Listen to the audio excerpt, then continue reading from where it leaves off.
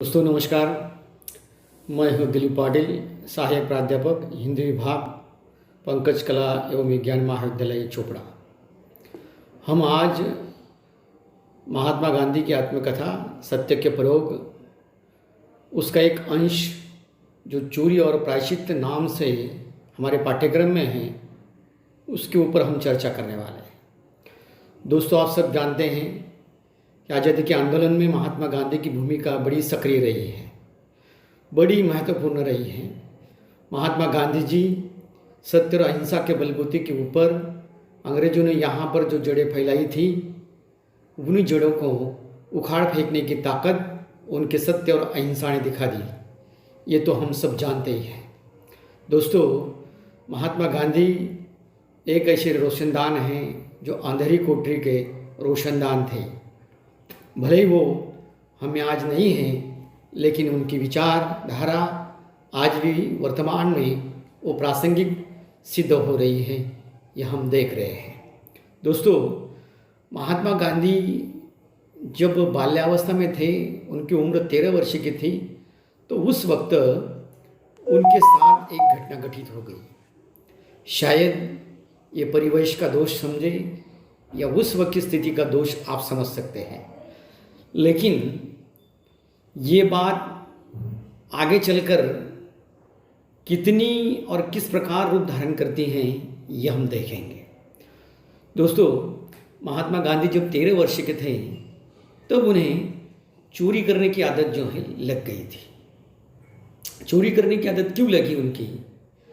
तो अपना एक रिश्तेदार था, और वो अपने एक रिश्तेदार के कारण वो बीड़ी पीने की आदत जो है उनको लग गई। बीड़ी पीने की आदत अपने रिश्तेदार के कारण लगने के कारण बात ये होती है कि उनके काका जी जो हैं वो बीड़ी पीते थे। आदतें ऐसी होती हैं, वो नहीं छूटती। जब एक बार लग गई तो पुनः पुनः जी चाहता है कि वही बात करे। एक आध शराबी होता है, एक घूंट क्या शराब ले लेता है तो प्याले पर प्याले वो पीता रहता है। ठीक बात ऐसी ही होती है किसी भी आदत की। गांधी जी के बारे में भी ऐसा ही हुआ। एक बार अपने रिश्तेदार के कारण बीड़ी क्या पी ली तो पुनः उनकी चाहत बढ़ गई। उनके घर में उनके काका जी बीड़ी पीते थे और बीड़ियों का ठूंठल, वो ठूठे जो हैं फेंक देते थे। वही ठूठे उठाकर महात्मा गांधी के रिश्तेदार और वे दोनों भी बीड़ी फूंकने लग गए। बीड़ी की फूंकने के कारण वो गंध वो जो हवा में छोड़ते थे, तो उनका बड़ा अटपटा लगता था, अलग लगता था। ये बात आगे चलकर जो है आगे बढ़ गई, और एक दिन ऐसा हुआ कि ठूठों में क्या बचा हुआ है, पूरी बीड़ी ही चाहिए। तब अपने घर में जो नौकर होते हैं, नौकर चाकर, उनके जेब से कुछ पैसे महात्मा गांधी चुराने लग गए। 2-4 बार ऐसा किया और बीड़ी खरीदते थे, बीड़ी पीते थे। 2-4 बार ऐसा करने के बाद उनके ऊपर धीरे धीरे कर्जा बढ़ गया। कर्जा का बोझ, 25 रुपये कर्जा के बोझ के कारण महात्मा गांधी को ऐसा लगने लगा कि ये कर्जा, ये ऋण, इससे मुझे मुक्त होना है। इसीलिए अपने ही भाई का एक सोने का कड़ा वो चुरा लेते हैं घर में से, क्योंकि नौकरों के जेब से पैसे चोरी करने की आदत, वही आगे चलकर अपने ही भाई का एक सोना का कड़ा वो चोरी करता है, और करने के बाद सराबा की दुकान के ऊपर उसे बेच देता है। 25 रुपये कर्जा चुकता हो जाता है, ऋण से मुक्ति मिल जाती है। लेकिन बात यहाँ नहीं थमती। बात होती है कि उनके आंतरिक मन को वो बातें कचोटती है। उनके आंतरिक मन को ऐसा लगता है कि मैंने बहुत बड़ी गलती कर दी। शायद वो पहली बार मेरे काका जी ने जो ठूठा फेंका था, वो अगर मैं नहीं उठाता तो शायद मैं आज ये हरकतें नहीं कर सकता था। पर लेकिन हरकतें तो हो गई, आदत तो लग चुकी थी, लेकिन आदत छोड़ना चाहिए ये उनके मन में आया। तब क्या बात होती, जब अपराध बोध की भावना अपने मन में उमड़ कर आती है और आंतरिक मन कचोटने लग जाता है, तो उस वक्त गांधी जी को ऐसा लगता है कि नहीं, ये बात जो है मेरे मन में बैठी हुई, ये पिताजी को बतानी चाहिए। पर लेकिन पिताजी को बताए कौन, कैसे बताए, कौन जाएगा? ये बात तो बिल्कुल ऐसी हो गई कि सब चूहे इकट्ठा हो जाते हैं और चूहों में चर्चा चलती है। तब एक बुजुर्ग चूहा कहता है कि चलो, जब बिल्ली हमें खाने के लिए आती है तो जब वो आए तो हमें बिल्ली आते ही उसकी आहट लग जानी चाहिए। तो इसके लिए क्या करना चाहिए, क्या उपाय होना चाहिए? उसमें से दूसरा एक बूढ़ा चूहा आता है और कहता है कि बिल्ली के गले में एक घंटी बांध देते हैं हम। चर्चा तो चलती है, बहसें तो चलती है, और अंतिम जब बात आती है बहस समाप्त होने के बाद, तब बिल्ली के गले में घंटी बांधने के लिए कौन जाए? आज भी दोस्तों ये प्रश्न चिन्ह लगा हुआ है। सो खैर, बात ऐसी हो गई।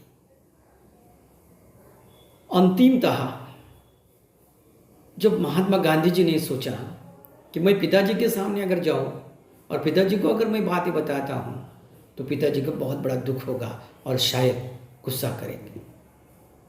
इसी कारणवश चिट्ठी लेते हैं, कलम लेते हैं और चिट्ठी में अपनी जितनी भी बुरी बातें, बुरी आदतें होते हैं वो लिख डालते हैं। लिखने के बाद वो चिट्ठी पिताजी जब सोए हुए थे तो उसके सिरहाने के पास वो रख देते हैं, छोड़ाते हैं और अपने कमरे में आकर सो जाते हैं। जब पिताजी उस चिट्ठी को उठाते हैं और पढ़ते हैं तो पढ़ते वक्त वो चिट्ठी का एक एक शब्द पिताजी के आंतरिक मन को छूता है।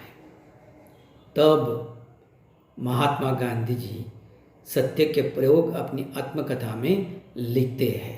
क्या लिखते हैं, ये बात गौर करने लायक है। कहते हैं, उन्होंने चिट्ठी पढ़ी, आंखों से मोती की बूंदें टपकी, चिट्ठी भीग गई। उन्होंने शरबर के लिए आंखें मूंदी, चिट्ठी फाड़ डाली और स्वयं पढ़ने के लिए जो उठ बैठे थे सो वापस सो गए। मैं भी रोया, पिताजी का दुख समझ सका। अगर मैं चित्रकार होता तो वह चित्र संपूर्णतया से खींच सकता। आज भी वो मेरी आंखों के सामने इतना स्पष्ट है। अपने सत्य के प्रयोग इस आत्मकथा में वो लिखते हैं ये सब बातें। दोस्तों, उनके पिताजी रोते हैं, चिट्ठी भीग जाती है। पुनः वो चिट्ठी अपने सिरहाने के पास रख देते हैं और लेट जाते हैं। लेटने के बाद मन में विचार करते हैं कि मेरा बेटा 15 साल का है और 15 साल का होकर भी वो अपने अपराध बोध महसूस कर सकता है, स्वीकार कर सकता है। ये इसमें उस बालक में बड़प्पन की बातें हैं, गौरवशाली बातें हैं। एक पिताजी समझ सकता है। अगर दूसरे पिताजी होते उस जगह पर किसी के अन्य के तो शायद गुस्सा करते, लेकिन उनके पिताजी ने ऐसा नहीं किया। तब यह अपराध की भावना, यह अपराध स्वीकार करना, ये जब सब बातें समाप्त हो जाती है और समाप्त होने के बाद जब पिताजी से मिलने के लिए महात्मा गांधी खुद जाते हैं, स्वयं जाते हैं, तो पिताजी उसको गले लगा लेते हैं और कहते हैं, देखो बेटा, आपने चोरी की, बीड़ी पी आपने, ठीक है, लेकिन अंत में आपने प्रायश्चित किया ये कुछ शब्द लिखकर। तब महात्मा गांधी को एक बहुत बड़ा अनमोल तोहफा वहाँ से मिलता है, और वो अनमोल तोहफा कोई मूल्यवान धातु नहीं है, कोई स्वर्ण का अलंकार नहीं है, बल्कि एक हीरा है, और वही हीरा अंतिम सांस तक उनके साथ जुड़ा, और वो बात है अहिंसा। अहिंसा का पाठ उन्होंने उस वक्त पढ़ा, और वही अहिंसा शब्द उनके साथ लग गया। अंतिम क्षण तक अहिंसा और सत्य पर महात्मा गांधी चलते रहे। दोस्तों, चोरी करना, बीड़ी पीना गांधी जी को बचपन में लगी हुई बुरी आदतें थी। उस आदत को उसी आयु में स्वयं द्वारा सहन न हो सकना और प्रायश्चित करने का निश्चय कर लेना, इससे और कौन सी बड़ी बात होनी चाहिए महात्मा गांधी के चरित्र में। ऐसा कैसा चरित्र हो सकता है कि बिल्कुल 4 चांद उसको लग जाएंगे। दोस्तों, पिता को चिट्ठी देकर दोष को स्वीकार करना सही अर्थ में आत्मा की शुद्धि है।